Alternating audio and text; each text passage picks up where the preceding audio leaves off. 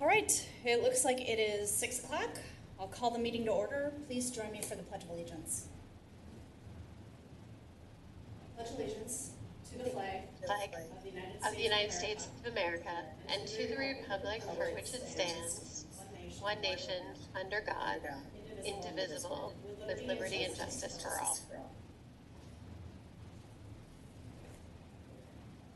All right. Mr. Mayor, can you do a roll call for attendance, please? Sure. Councilmember Henry?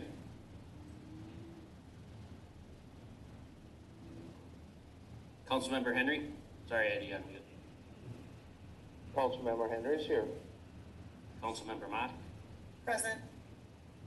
Councilmember Sayre? Present. Councilmember McKnight? Present. And Mayor Johnson? Present. Thank you. Welcome, everyone, and thank you for tuning into tonight's meeting. We value our residents and community members, even though our doors are temporarily closed during business hours to protect you all. We want to make sure that anyone who wants to participate in tonight's meetings and provide input can do so. State statutes allow the city to conduct meetings by telephone, and the council recently took action to allow our city council and commission meetings to temporarily take place remotely during this pandemic emergency. This meeting will be open to the public, but precautions set forth by the Centers for Disease Control, the Minnesota Department of Health, and the Carver County Department of Health, Carver County Public Health should be exercised. Alternatively, participants can join this meeting and provide comments remotely via Zoom conferencing services. Zoom is a free service and can be accessed via the following. On your mobile devices, you can download the Zoom mobile app by using the App Store or Google Play. On your desktop devices, you can log into zoom.us from your computer. Or if you'd like to dial in with your phone, you can call 929-205-6099. So once again, that number is 929-205-6099. When prompted, you will enter the following as the meeting ID number: 881-8200-7447. So once again, that number is 929-205-6099, and the meeting ID number is 881-8200-7447. For anyone joining us by phone only, please be aware of these important instructions. We are broadcasting this meeting live. You will also need to watch us online if you would like to see any of the visuals that are presented during the meeting. The link is under upcoming meetings on cityofcarver.com. There could be up to a 1-minute delay from the Zoom conference call to the online broadcast, meaning that the call could be up to 1 minute ahead of what you are seeing and watching on the online broadcast on the city's website. Please mute any external devices like your TV, music, or computer speakers to avoid distractions if and when addressing the council. All participants calling into the meeting will be muted until citizens' comments are recognized. You will be prompted by the mayor to speak at the appropriate time. Lines will be temporarily unmuted when the mayor calls for public comment.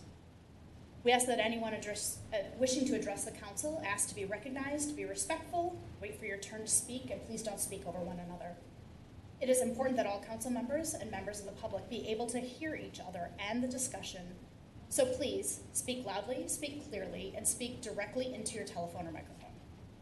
Please listen carefully to the mayor's cues. Callers wishing to be recognized must speak up to get into the queue when prompted by the mayor. Callers will still need to provide their names and addresses for the record. Finally, different from our usual process, all actions of the council will be taken by roll call vote, and everyone will repeat their names for the record. This is a new process for us all, and we thank you for your patience and constructive feedback as we work through this unprecedented situation. We're working hard to ensure that everyone's voice is heard while maintaining everyone's health and safety.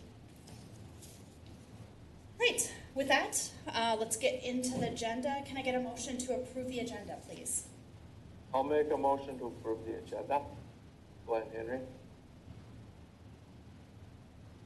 We have a motion by Second, Christy Mott. Great. We have a motion by Councilmember Henry and a second by Councilmember Buck. Any further discussion? All those, I'm sorry. Mr. Mayor, can you do a roll call vote, please? Councilmember Henry? Aye. Councilmember Mott? Aye. Councilmember Sayre? Aye. Councilmember McKnight? Aye. and Mayor Johnson. Aye. All right, motion carries. Thank you. Community comment. Mr. Mayor, do we have anybody on the line, or is there anyone wishing to speak? Check here. We do not at the moment. Okay. So that means we can go ahead and I don't need to wait the minute. Correct. Okay. All right. Let's see. Moving on to presentations and reports. 5.1, introduction of new public services director, Mr. Merrick. I know that all of you have met Chad Shell before, but I wanted to take the opportunity to introduce him again to the City Council. Chad just finished is about to finish his first full day as the city's new public services director. And it's always rewarding when we're able to promote from within. We're really excited for Chad to get started in this role and did frankly a great job today already.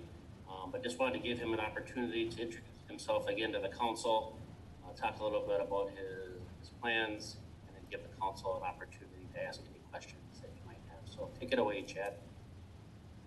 Thank you, Mr. Merrick. Thank you, Council, for giving me a quick minute just to introduce myself. I think I've met most of you. For those that don't know me, my name is Chad Shell.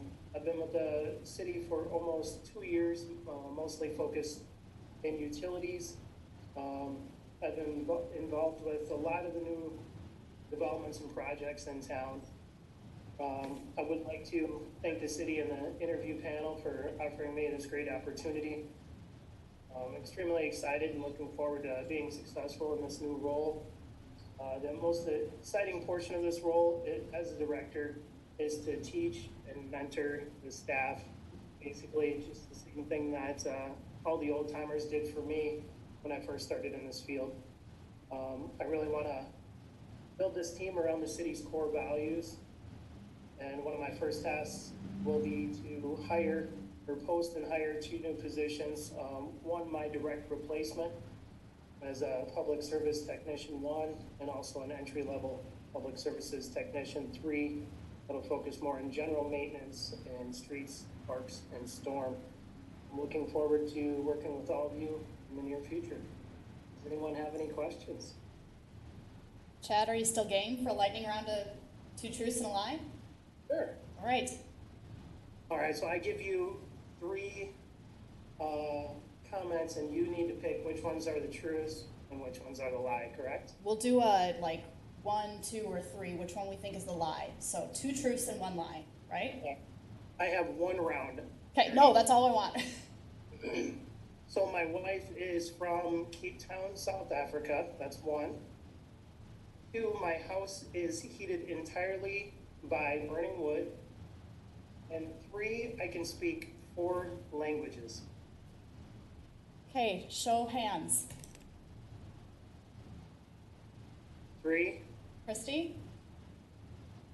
3 is the lie. I actually have taken, obviously English. I've studied German, French, and Spanish, and my wife is from South Africa, and she speaks fluent Afrikaans. Those are some fun facts. Thank you for being such a good sport. We're thrilled to have you. I'm thrilled we could hire from within, and you're no newbie to Carver, and I'm really excited to have you aboard in this new role. Thank you. I'm excited to be here. Does anybody else Welcome have any aboard. question, comments? Welcome aboard, Chad. Thank you. Thanks for being such a good sport, Chad. Appreciate it. All right. Let's see. Let's move on to item 5.2, the Livable Communities Acknowledgement Form. Allison, go ahead. Good evening, Mayor and council members. Thank you so much for including me in your meeting. So I'm Allison Strike, the Deputy Director with Carver County CDA, and I believe, as most of you are familiar, the CDA still owns a parcel of land off of Jonathan Carver Parkway. We're excited. We recently worked with Aaron at the city to get an address that will actually show up now. It's now 1591 Hartwell Drive, and it's adjacent to the parcel that has Carver Crossings on it. So I came before the City Council last year when we were planning on applying for some LCDA funding through the Met Council. And at the very last minute, we found out from the watershed district some information relating to not needing a retaining pond. So we did not end up applying for that and have kind of been sitting tight trying to determine the best mechanism to move forward to get that project developed. So we are still looking at 103 units with 60 units on the general occupancy side, 43 units on the senior side, and it would be one building joined together by common space that would be shared for both sides of the building. We are working with a consultant to submit an application. Well, actually, it's 4 applications. 2 of them will be for the Carver parcel to Minnesota Housing through their annual RFP, which is open right now. So one proposal will be for a 60-unit tax credit building for the side of the general occupancy building, and the other application will be for funding specific for a senior project for 55 and older. So as part of that funding application, Minnesota Housing ultimately has the decision. So they look at all the projects and then they decide which funding mechanism makes the most sense for projects that they award. So they ultimately decide. So we typically do we submit what's called dual applications. So we submit applications for them to evaluate the funding under a couple of different structures that are an option for them. So both projects, the general occupancy side, we will submit as a dual application at both the 9% and a 4% tax credit. And the senior side, we will submit as a 4% tax credit and a deferred only project. And then Minnesota Housing will ultimately recommend to us what they think is the best fit. So during the super RFP, there's typically a lot of other agencies that work with Minnesota Housing, and the Met Council is one of them. So they have their LHIA funding available as part of this application process. It's probably unlikely that we would get that funding for either of these projects, but ultimately, again, Minnesota Housing has the decision around what works. And in order for us to be eligible for that, the city would need to sign that receptivity form that was included as part of your council packet. So I'm happy to take any questions that anyone might have. And I apologize if you can hear my son screaming at his Xbox. I'm sorry about that. We would have thought it would have come from Glenn, so don't worry about it. It's always a gamble on Zoom. It's either my dog or my son. It sounded like a dog to me, so no worries. Let's see, I believe, Mr. Harris, you might have some comments regarding the receptivity form. Thank you, Mayor. A couple of comments on the receptivity form. If the city signs the receptivity form and the grant is awarded, the city is statutorily obligated to match the grant dollar for dollar. You have no idea, I mean, candidly, if the Met Council awarded a $500,000 grant, the city is on the hook for a $500,000 match. As the CCCDA has indicated, they're going to prepare the grant application. The grant application says all sorts of things about the project, and the project doesn't ultimately have city approval as yet. Certainly, CCDA has basic underlying zoning approvals already, but to the extent they need approvals above and beyond that, yet they don't have them, and they're asking the city to commit to basically provide a match. I understand the CCDA is willing to be the backup source and reimburse the city for the match. Candidly, the statute makes the city ultimately responsible for that. The statute provides no means by which the city could recoup the match amount from another entity, although, as I point out in the memo, the statute doesn't say you can't do it either. But I mean, at a minimum, I think that would be something that should be vetted with the Met Council. If the city is willing to do this, at a minimum, in my book, there needs to be a binding agreement with the Met Council as to reimbursement for the match before the city would ever assign the acknowledgement receptivity. Because once you sign it, you're both contractually and statutorily obligated to provide the entire match yourself. And you have no control over the amount of the grant. And I understand what the CCDA is saying is that it's unlikely the grant will be awarded. But if it was awarded, it was awarded in a significant amount, It'd be a very significant financial obligation of the city for a project that doesn't have city final approval system yet. And I express no opinion as to whether this is a project that the city would be willing to make a financial contribution towards, other than to point out that statutorily you're entitled to make a contribution toward it, and providing the match is certainly authorized and empowered by statute. So there's no prohibition from you doing it, but it's a policy decision that you would have to address, and then you also have to look at the timing. Additionally, if you're going to execute an acknowledgement of receptivity and enter into an agreement with the CCCDA where they're the reimbursement source, it seems to me the city should also have the right to review and approve the grant application, so you know what's in there. If I might, so what I will say is the CDA is not asking, I understand you're saying you're contractually obligated. The CDA is not asking for the city to make, to match whatever might come from the Met Council. That funding would come from the CDA itself. And it would actually be part of the funding we'd get from Minnesota Housing. So our match to the Met Council would be funding that would come through whatever means Minnesota Housing might fund us. So we would not be asking the city to make any of that match.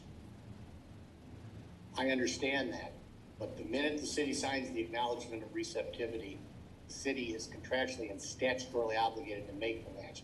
If CDA doesn't reimburse, the city has to fund. That's what the statute says. Right. And my comment is just, we wouldn't be asking you to make it to reimburse you. We would just be upfront providing that match. Can we get that in writing? Yeah.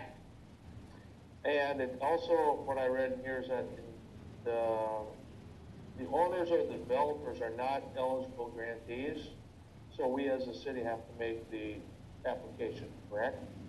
No, you can sign it over. The receptivity gives us the ability to submit the application from the CDA.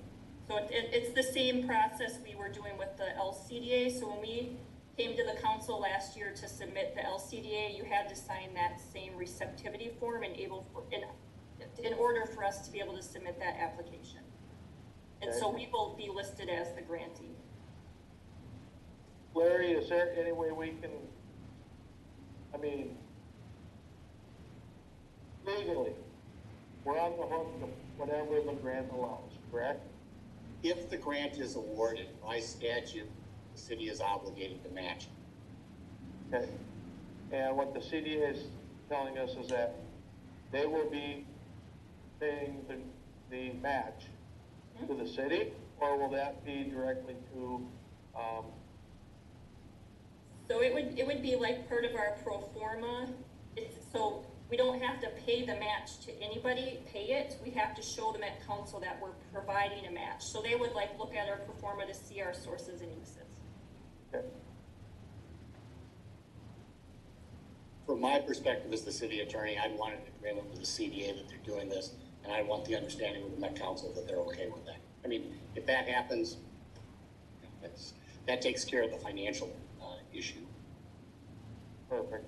Thank you, Larry. Those are my questions. This is Lori. Not so much questions, just concerns. I do not support doing a dollar for dollar match, only because of too many unknowns and like two big things. We don't know the dollar amount; it's unknown, and we don't know the timing on when we can just do well from a city perspective on budgeting. So the way it's presented right now, it's not something I can support. It sounds like there may be an opportunity to clarify some of the things in verbiage, but what I saw presented in the packet, I can't support because of the dollar to dollar math without knowing timing and without knowing dollar amounts or even a range. So, Joy, I saw you raise your hand. I'm going to just put you on hold for a second. Lori, while we are contractually obligated, the CDA is saying, and we are going to try to get them, I think, to sign a contract just to confirm this so that we're covered, that we will not be, the city of Carver will not be providing the dollar to dollar amount. But Allison, can you address Lori's concerns, please? Yeah, that's correct. We are not asking the city to provide the dollar for dollar match. It will, again, it would come, if we get funded from Minnesota Housing, our match is gonna come from funding that Minnesota Housing provides and not the Met Council. And as far as a dollar amount, the hard part about Minnesota Housing is I don't know what that's gonna be, because they're gonna determine the sizing of, like, where all the different funding comes from, and they will not be making those awards until November. And then we wouldn't have, any kind of agreements by next year. But again, we're not asking the city by any means to make that match. That match would be part of how we get funded. And I understand that that's being communicated verbally, but I would want to see that in writing before I could support the city signing something that's being presented in the packet right now.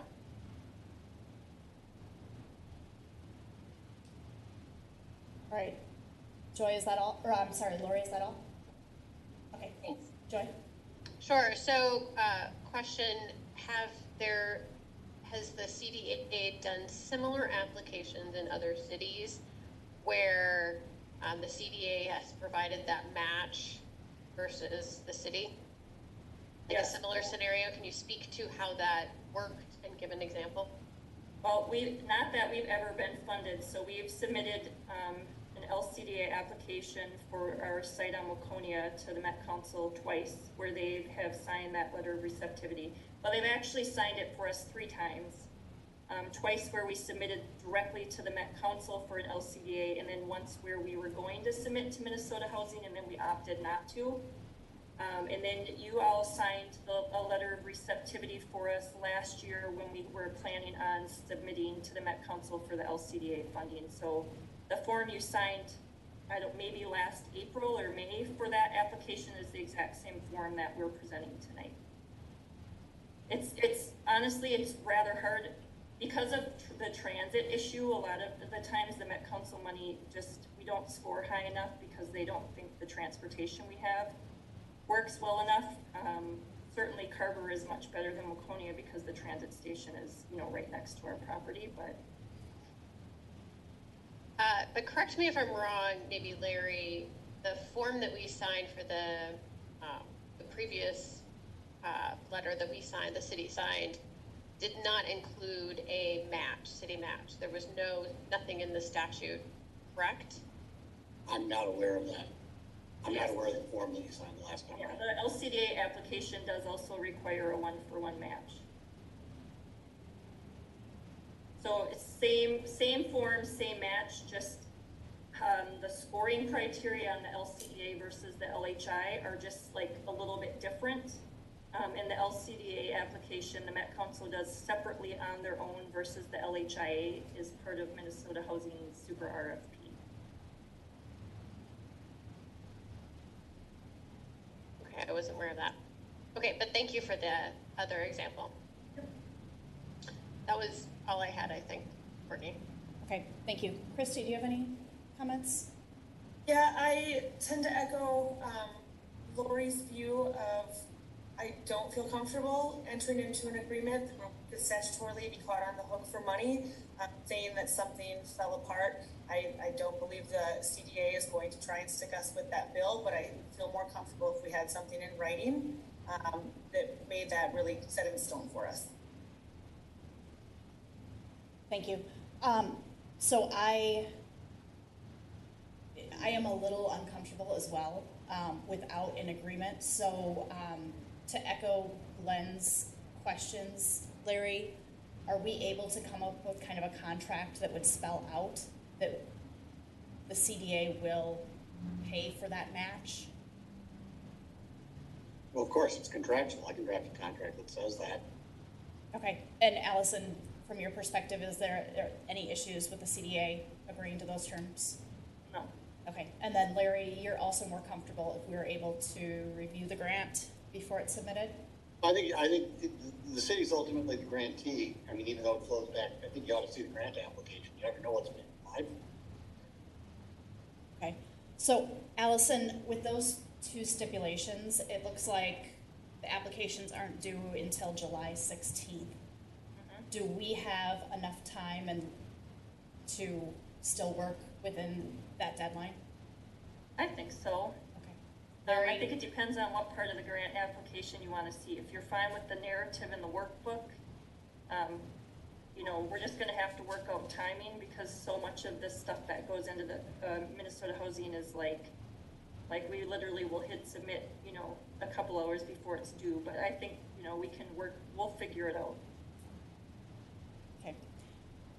Larry, with those stipulations, are you more comfortable? Yeah, I think you have to have an agreement with the CDA. You got a statute that says you're on the hook with the money, so you need, the CDA is backstopping this, that needs to be in writing. And you need some assurance from that council that that's not a problem to do. Okay, so I am thinking that the best way to go forward with this would be to table this issue until we can come back with those contracts. Mr. Merrick, is that probably the best way to go? I don't think you need to officially table it. I think you can just take no action, and I think Larry and Allison know the next steps. Okay. Council, are we all feeling a little bit more comfortable if we were to come back with a council and agreement to see the grant? Yes. Okay. Okay. Allison, thank you. And I think we'll be seeing you soon.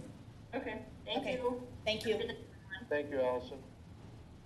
All right, moving on through the agenda, we have no public hearings tonight. Onto the consent agenda. Can I get a motion to approve the consent agenda, please?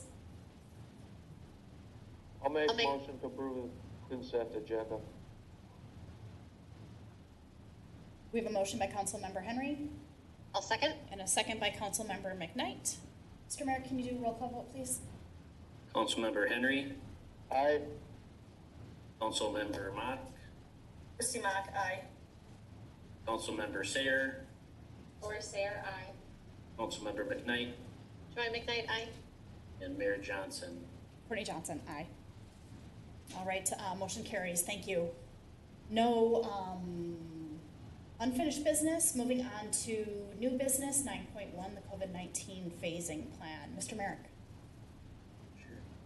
Can you see my screen right now? Yep. Yes. So I wanted to bring this back to the council. We've talked about this and over several different meetings, and really trying to kind of put this together into one piece. And so we have separated this into kind of four unique areas: our current state, phase 1, 2, and 3. And so I think kind of unique to COVID planning as to maybe other types of planning. We can, I think, only speculate based on when certain phases might be implemented based on what's happening with recommendations we're receiving from the CDC, and then just what we're seeing here locally within the city of Carver.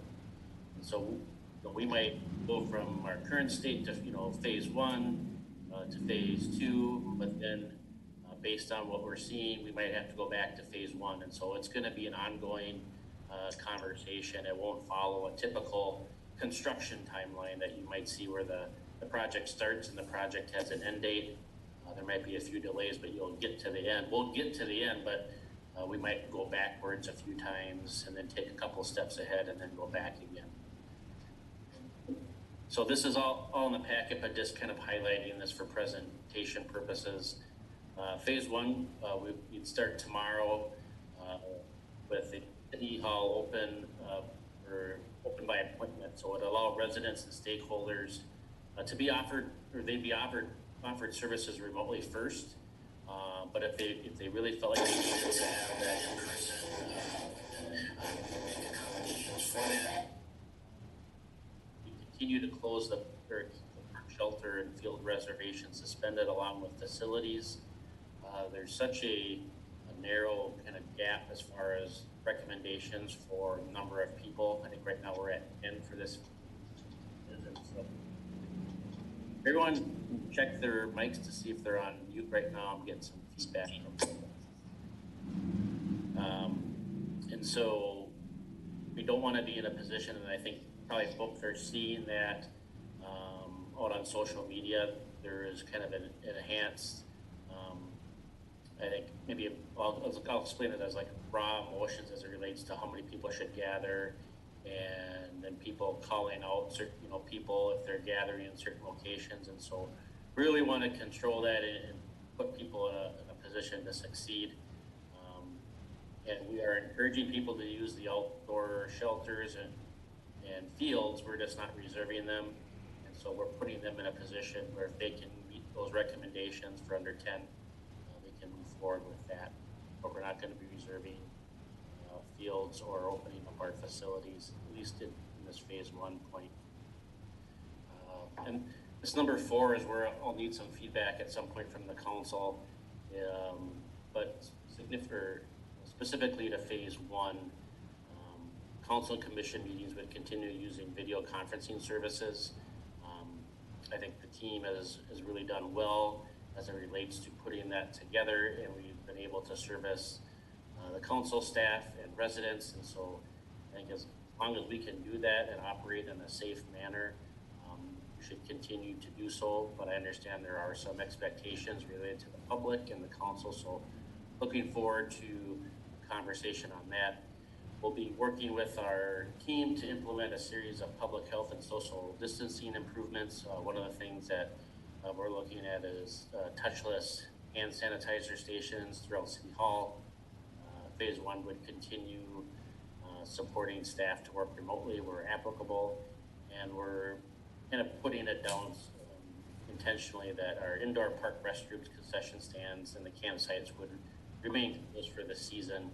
We feel like we can provide a more safe environment by having the porta potties within the parks than having the indoor bathrooms, at least for this season.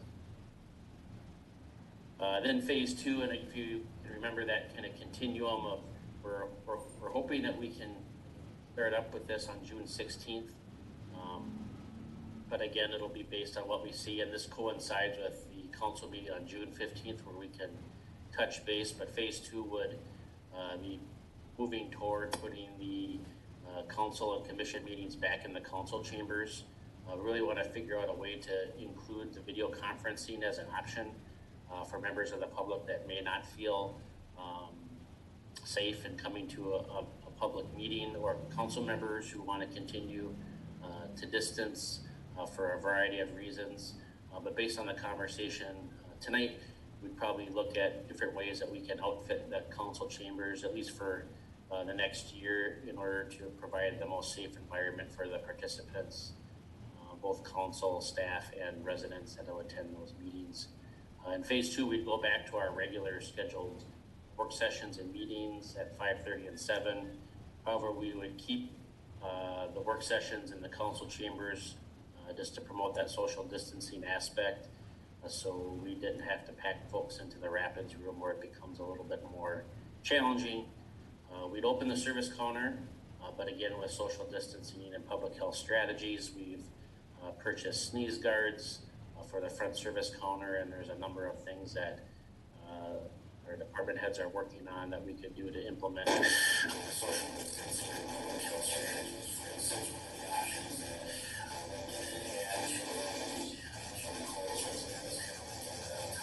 Mr. Mayor Carey, I'm sorry to interrupt. Glenn, could you put yourself on mute? There's a bunch of bad feedback.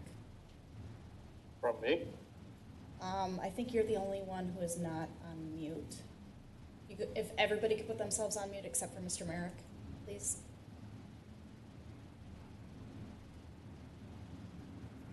So there's a top kind of probably like a 12-inch piece of plexiglass that is decorative, but it goes around the cubicle. So that's one of the things that we can look at adding. So we're going to go through a series of those pieces, both from a City Hall standpoint, but also public services and the fire department, working toward when we have 2 of our team members in the same vehicle, that they would wear a mask, or if they couldn't social distance effectively, but when they're in other situations, they would not.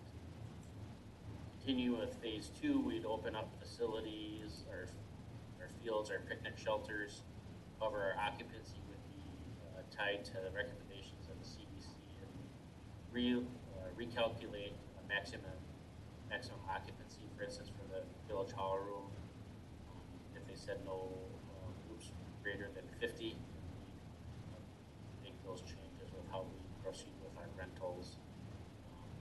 finally staff would transition to a kind of on-site working hours with best practices for social distancing, public health, and effect. We'd continue to support staff working remotely where applicable, but we'd be on the track to getting back to what I'd call regular working or regular on-site working hours. Phase 3, I don't have any slides on your packet. It's kind of listed as a to be determined. I kind of want to leave that out there for now if the council has thoughts on what that looks like. But as we get into phase 3, that'll likely be at a point where there is a couple of scenarios. For whatever reason, the virus has become eradicated, whether that be by a vaccine that's publicly accessible or some other means out there that we're not aware of right now. But that's kind of getting what I'd say fully back to normal if we ever get that to that place.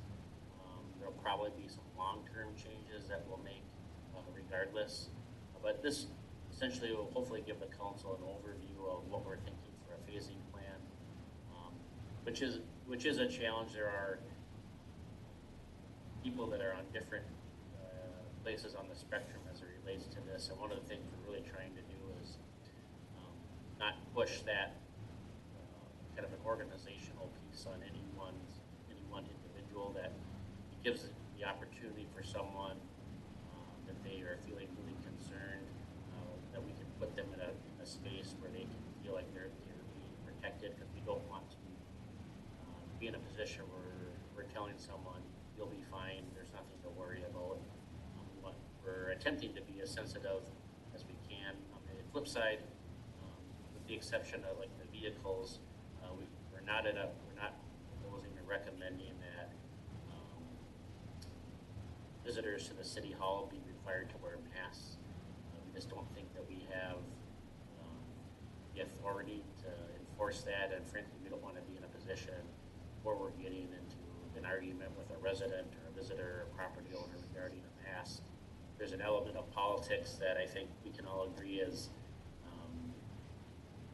come into the discussion of COVID-19. And from a city perspective, we just want to keep this about how it's impacting our city and our operations. So with that, I'm happy to answer any questions from the council.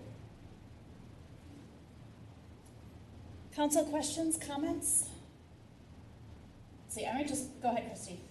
Okay.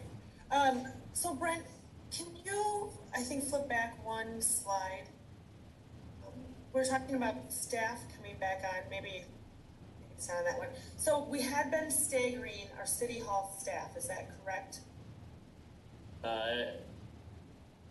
During the first week or two, correct.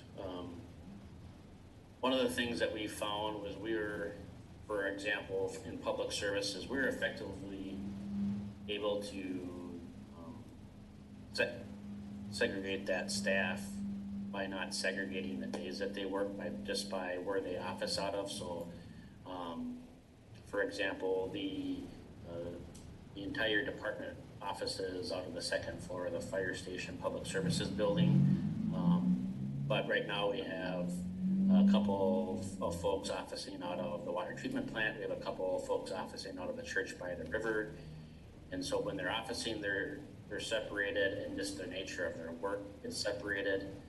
So we're able to do that.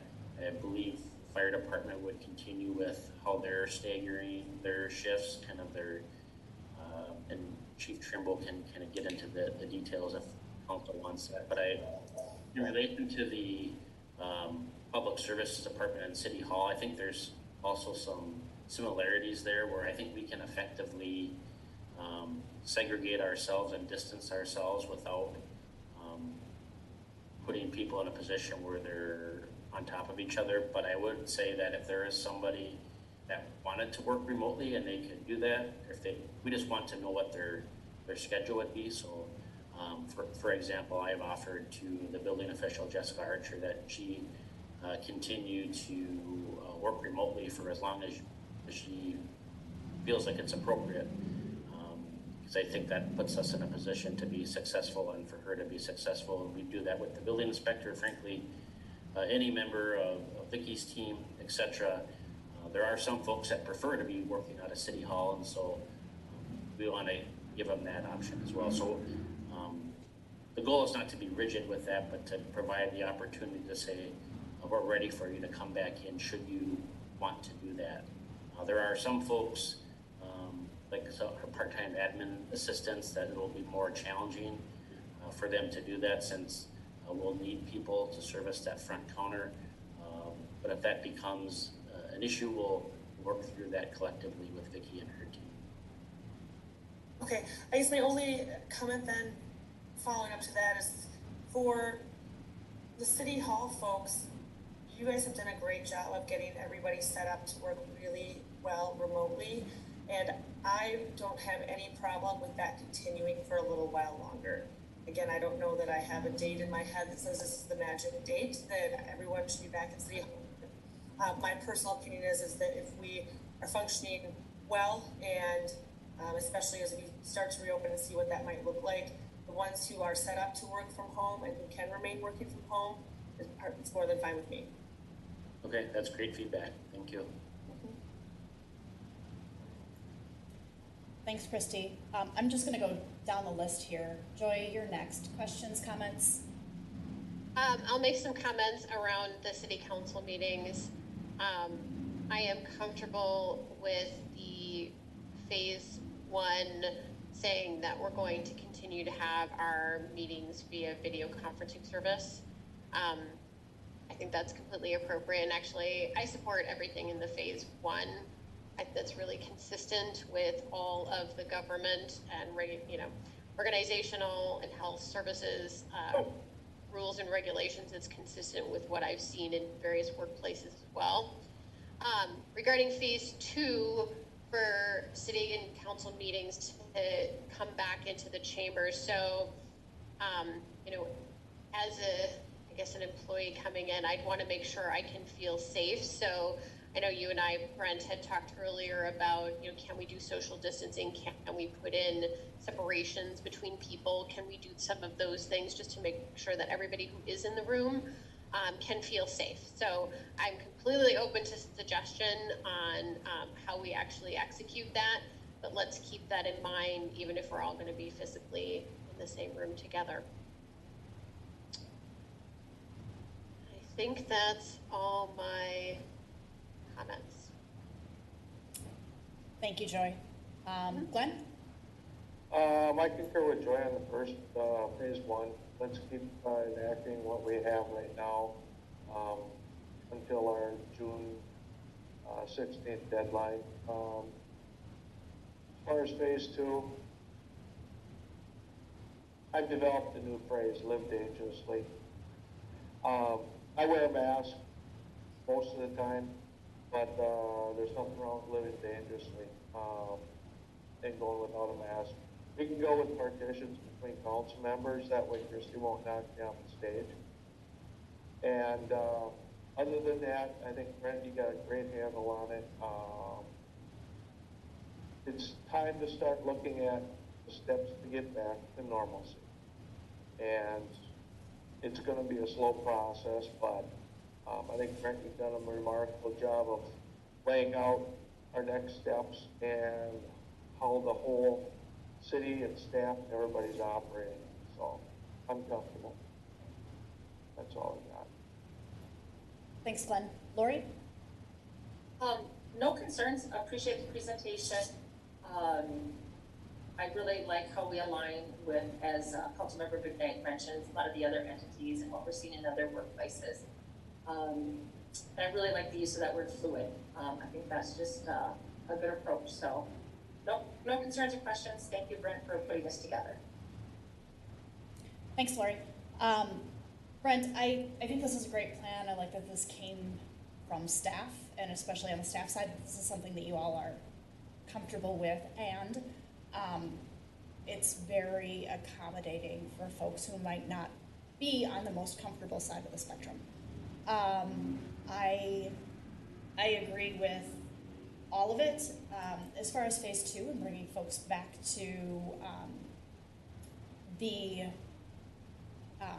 council chambers, I would rather see social distancing than plexiglass partitions. I think that that's an unnecessary expense when we have other means available to participate in some of the guidelines that are being recommended by the CDC and all those kinds of folks in terms of social distancing. I also like, and we've talked about this before, this has been, despite the ease and how easy you made this look, this has been a monumental shift for the city. Not only the Zoom meetings, but having folks working remotely so flawlessly and easily.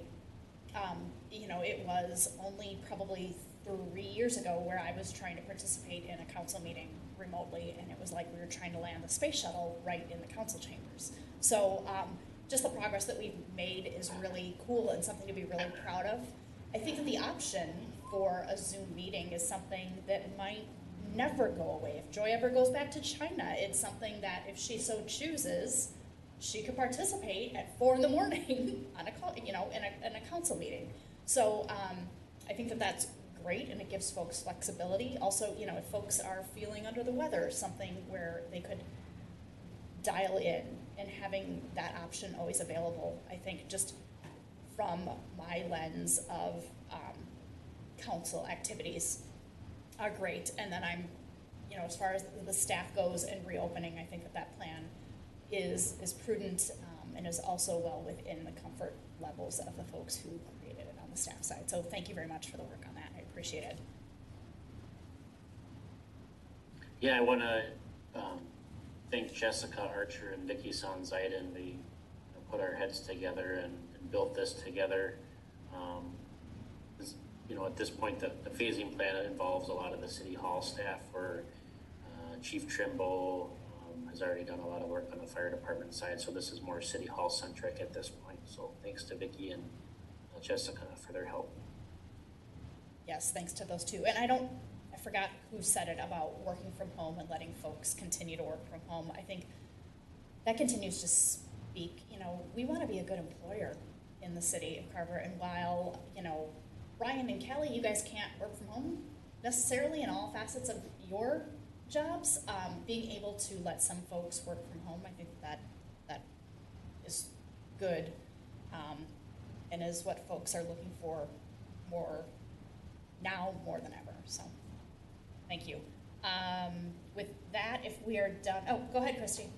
Yeah, so I was listening to your comments about what it might look like, and Brent, this is part of yours too, about what it might look like if we came back to the council chambers, whether it's social distancing or plexiglass between, things like that.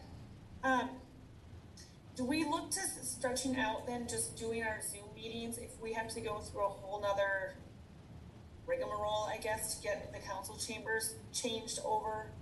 Also, do we want to think about extending the Zoom council meetings a little bit longer to see how things pan out? Or do we want to make that June 16? And I know, Brent, you said nothing is necessarily a hard, but we want to keep that in mind, that we may push our Zoom council meetings out a little bit further rather than time and expense for trying to rearrange the council chambers. I can share the feedback on the plexiglass is good feedback. I can share with you some other ideas, and then that may provide some context. So one of the things I was considering was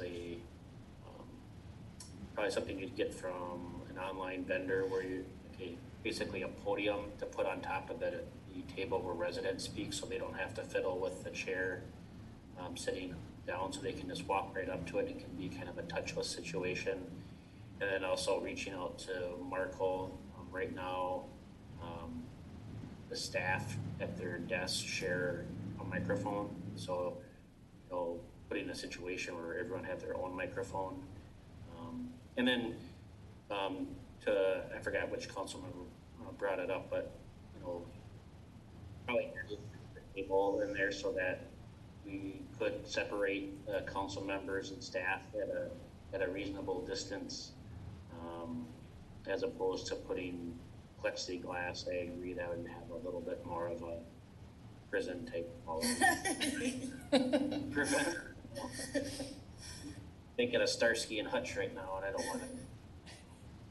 But those are the types of things that the putting the hand sanitizer stations, both when you walk in and in the upper lobby, removing the lobby furniture and putting additional chairs for council meetings so that people have even more space.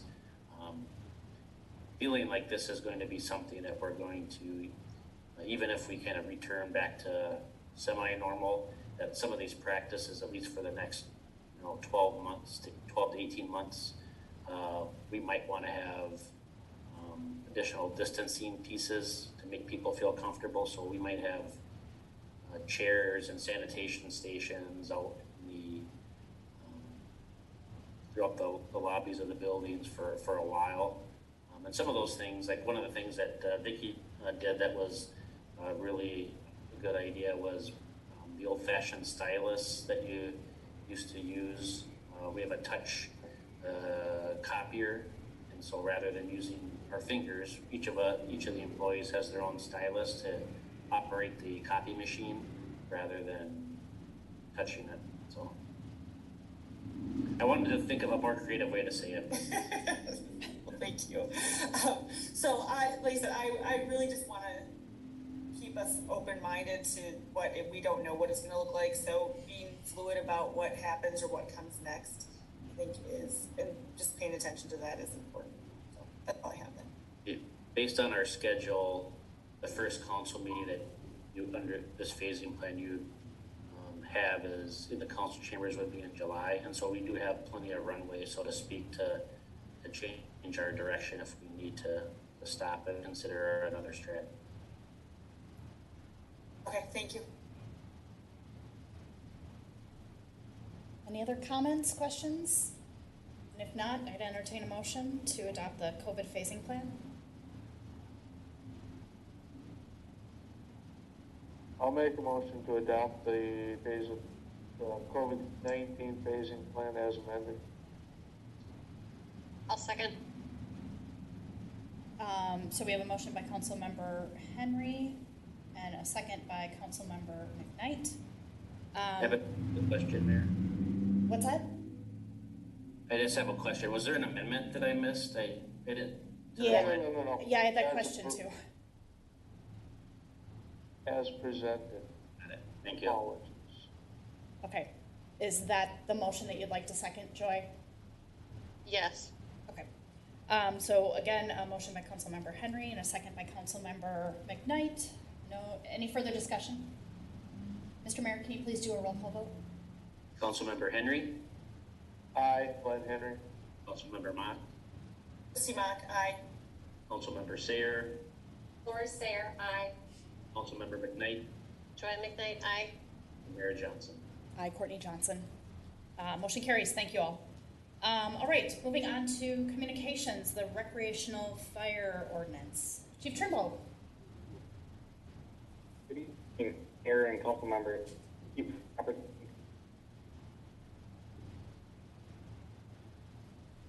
Kelly, I'm struggling to hear you.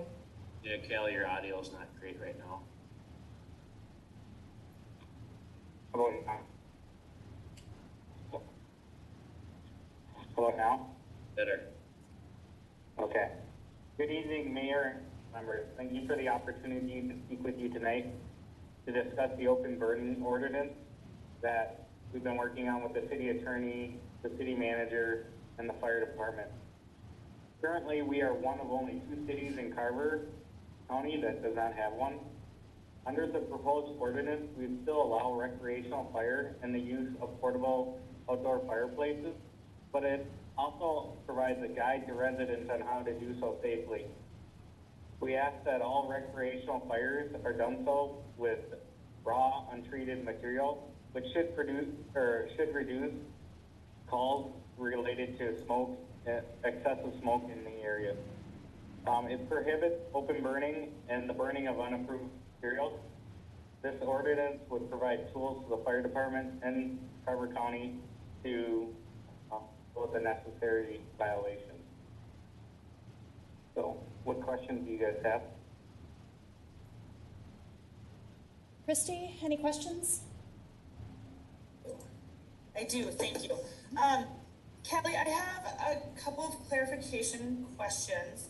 if we go down to section 32, we're looking at some of the requirements for how far from structures. So we have a G says portable outdoor fireplaces, unless used in accordance with the manufactured instructions, shall not be operated within 15 feet of a structure. And then we have down under I, we have recreational fires within 25 feet of a structure shall be prohibited. I guess, So, go ahead, Kelly. the portable fireplaces are a different, they're kind of like the portable things that you buy at a store. And so those under the Minnesota Fire Code allow you to have that within 15 feet of a structure. Now the recreational fires, according to the Minnesota State Fire Code, need to be 25 feet from any type of structure. All right, so when we're looking at the size of yards, especially in the downtown area, 25 feet is going to be overly restrictive to some of these yards that they are not even going to be allowed to have a fire ring. So I do find some issue with the 25 feet from any structure. I actually went over to someone's house. I have an email from a resident that I would like to read to you. Brent, I did let you know about this. But she says, I'm writing with concern over certain restrictions in the proposed open burning ordinance. While most of it I do agree with, such as what not to burn, I'm concerned with section 32-7, which proposes recreational fires may be no less than 25 feet from structures. Many homes in the downtown neighborhoods of Carver, including our own, have much smaller yards and cannot accommodate such a rule. This would bring a hardship to our home and way of life, particularly during these times of quarantine and social distancing. It would be a terrible loss to not be able to enjoy our own backyard. Previously, we had lived in an apartment where we could not enjoy such things, and this was a great impetus in our decision to move. I very much hope you will reconsider this particular detrimental clause. I thank you for your time and consideration. Very truly, Frank and Jenny Eisenbrown. So I know that some yards in the newer developments may be of size where this is easily maintainable. That really cuts out a lot of people who live in the downtown who might not have that size of yard. I went out and measured mine today. I have a double lot plus 15 feet, and mine is like in the middle of all the structures, and I'm only 27 feet away. So I guess just am having a little trouble with that number. I understand your concern. We've looked at several, pretty much we couldn't find any ordinances in Minnesota where it was less than 25 feet. In addition to that, Carver County, which we currently would fall in underneath, and they are also 25 feet. So technically if we don't pass this ordinance, we are at the 25 feet minimum from all structure, and that's just according to fire code. There's not really a way to do. Yep. Christy, it's important to point out a couple things. 25 feet has always been Carver's rule because we follow Minnesota State Code, and that's straight from the code. But what we're talking about, the difference is with the recreational fire, these are the permanent ones that people are putting in. Huh? Whether putting in big boulders or retaining wall blocks or burying rings, that kind of thing. That's why they're at 25 feet. Portable ones, you can go to 15 feet. And so somebody with a smaller yard, that's what they would need to do. But another thing to point out too is we're not going to be the fun police here. This is if we get a complaint or we drive by and we see something crazy dangerous, like a couple pictures that we had emailed to us already. So I don't know if that helps you understand the difference, why the code separates those two, but we haven't changed anything that wasn't already there through the code. We're just trying to make it a little easier for people to go and not have to interpret code. They can just go to the ordinances and they can see kind of a step-by-step bullet. Sure, and I understand that. I understand that you're going from the state fire code, and these are things that the county has in place also. I'm having trouble with the blanket ordinance of 25 feet. I think it is creating some difficulties for people who live on lots that are irregular or smaller because of where they live. Larry Harris, can I ask you a question? Are we able to be less restrictive than the state fire code in this ordinance, or do we have to follow that to the letter? We are not able to be less restrictive. Well, I guess there's that. Okay, so but I will take a rest for now. Thank you. All right, Joy, comments? My first question was, how is this ordinance different than others in the county? And I think Callie and Ryan, you both answered my question. We're following the state, we're following the county guidelines. That's helpful, thank you. I do want to ask, what is a smudge pot? Don't ask me. I didn't Google it, but I just thought, what's this word? do you guys know what it is? No, that came straight from the code, the wording of that particular line. Okay, then I'm not going to worry about it. The only other thing I want to comment on is I fully support the ordinance being clear about what you can and cannot burn, because I do agree that's probably the cause of a lot of people's issues with open fires. And so I know we're restricting the burning of leaves and grass clipping and other yard debris. I know that a lot of people in Carver do that today. So I think as we roll out this ordinance, it will be really important to communicate to our community why, right? And I think to some of the things you mentioned about the complaints of smoke or other things in the air, and that's why we're, preventing the burning of those sorts of objects, because people are going to think, oh, well, if it's yard waste, or it's what's the word I'm looking for? If it's not plastic or metals or things like that, if it's a natural thing, why can't I burn it? So I think it'll be just really important to educate our residents on why. That's it I had. Joy McKnight, a smudge pot is it is an oil burning device used to prevent frost on fruit trees. Huh. Thank you. I learned something today. Thank you. So did I. Excellent. Thank you. All right. Thanks, Joy. Lori, I've got you next. No questions. It makes sense. I like that it clarifies, kind of depending on what someone's lot size is and what structures they have, what their options are. I mean, I think that'll be the big difference. Is some will have to do the portable if they are 15 feet, between 15 and 25 feet. Thank you. Glenn Henry? I like the clarification of the burning materials.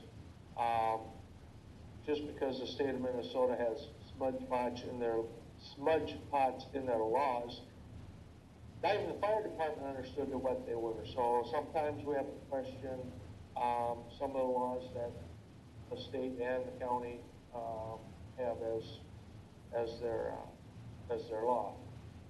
Larry Harris, is there any reason that we cannot put in a historical district easement for this? It's the same issue, Glenn. The state fire code doesn't provide any means to vary their setbacks from recreational requirements.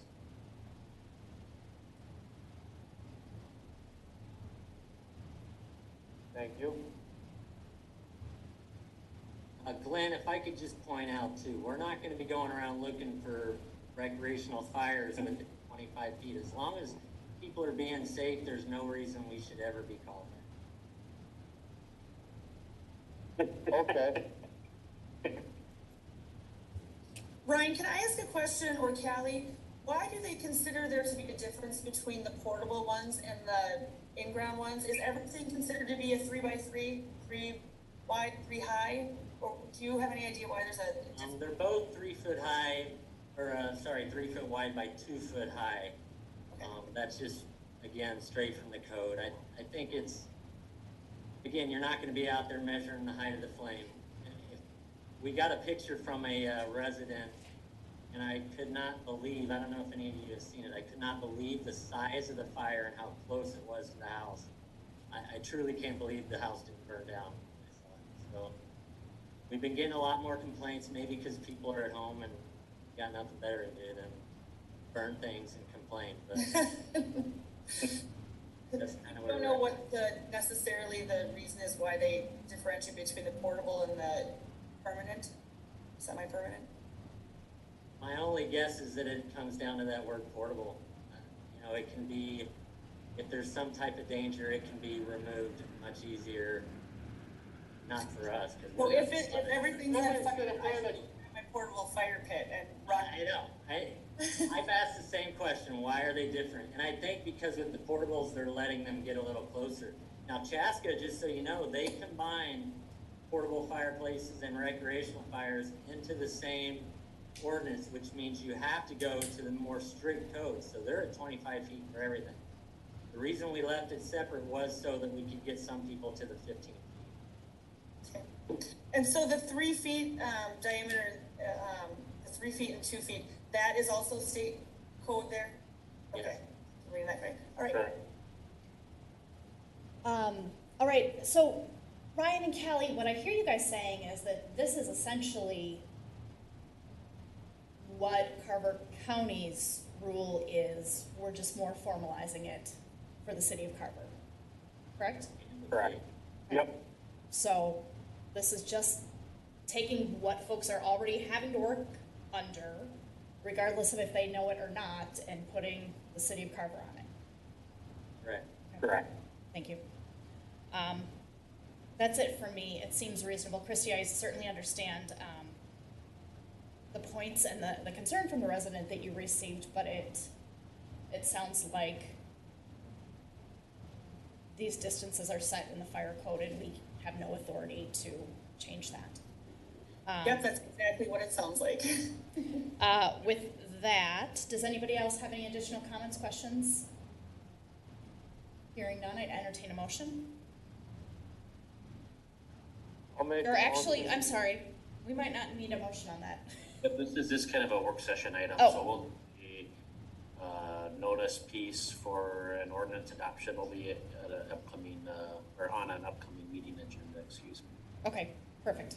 Thanks, Glenn, for being so willing to throw out a motion. No problem. Appreciate it. All right. It says ordinance number dash. All right. Thank you, Callie and Ryan. Appreciate it. Let's see. Moving on to council member updates. Christy?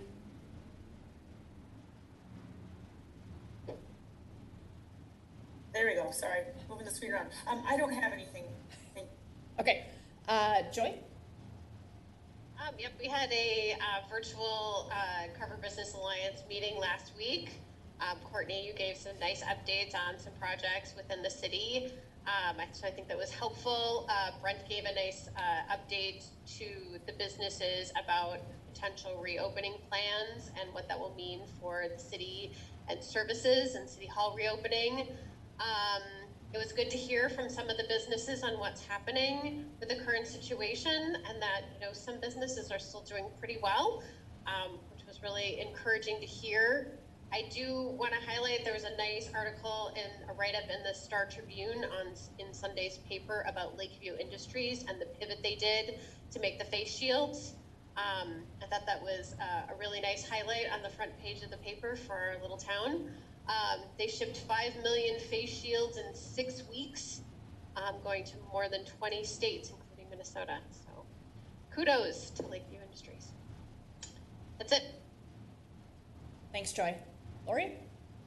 No updates, just want to say to everyone to have a safe and happy Memorial Day weekend.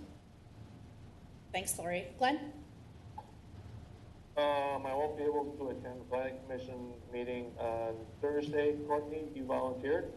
I'll be there. Perfect, thank you very much. I'm gonna be practicing some social distancing in the epitome of social distancing up the Boundary Waters. Anything else? Oh, Callie and Ryan, how's the fire department doing? Do you need anything? Do you have enough, PPE? What's the status of the fire department? I would say the status of the fire department, the guys and the officers have done an amazing job to adapt in such a quick scenario. We have plenty of PPE. This month, we are going to start doing some training by company. So that's kind of exciting to get smaller groups of guys together to do some training. So I think everyone's looking forward to that, and the state of the fire department is healthy. Fantastic. Do you have enough hand sanitizer? I happen to have 5 gallons in my garage.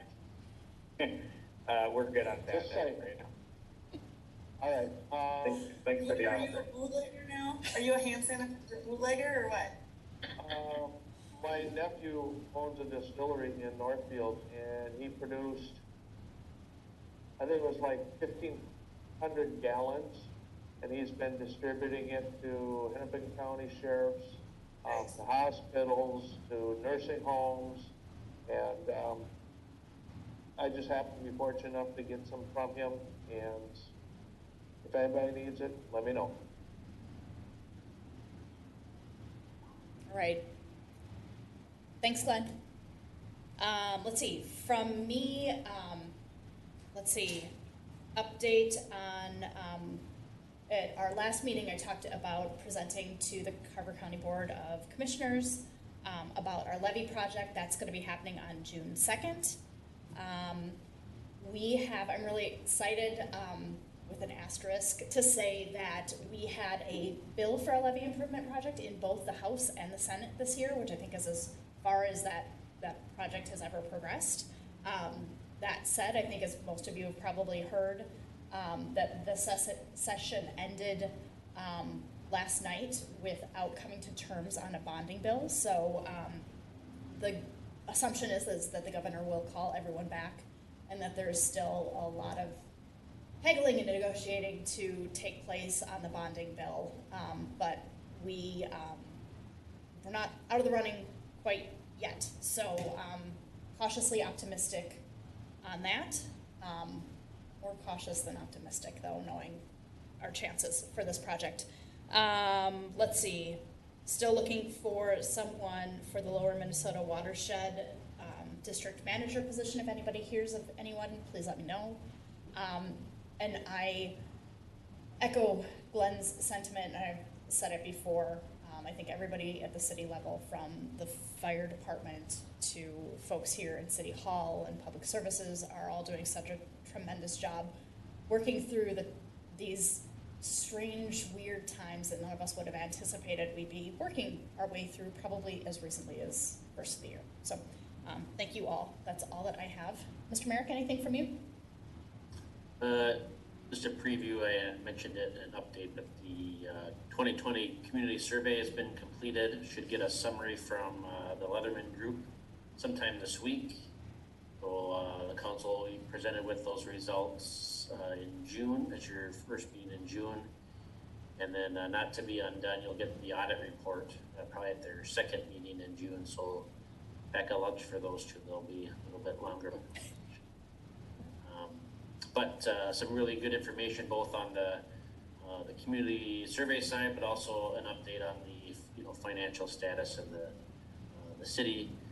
Also wanted to point out there was a posting related to a stormwater pond off of 6th and Lylewood, and Chad and his team went to look at that today and did some maintenance work. So we are aware of that situation and it's being handled appropriately. So that's all I have for tonight. Thank you, Brent. With that, I will entertain a motion to adjourn. I'll make a motion to adjourn. We have a motion by Councilmember Mock. Larry, did you have a question? Larry, No. yes. No, I Okay. didn't, Glenn. Second. Okay, we have a motion by Councilmember Mock and a second by Councilmember Henry. Any further discussion? Mr. Mayor, can you do a roll call vote, please? Councilmember Henry. Glenn Henry, aye. Good night. Councilmember Mock. Christy Mock, aye. Councilmember Sayer. Lori Sayer, aye. Councilmember McKnight. Joy McKnight, aye. And Mayor Johnson. Courtney Johnson, aye. All right, motion passes. Thank you all. Good night.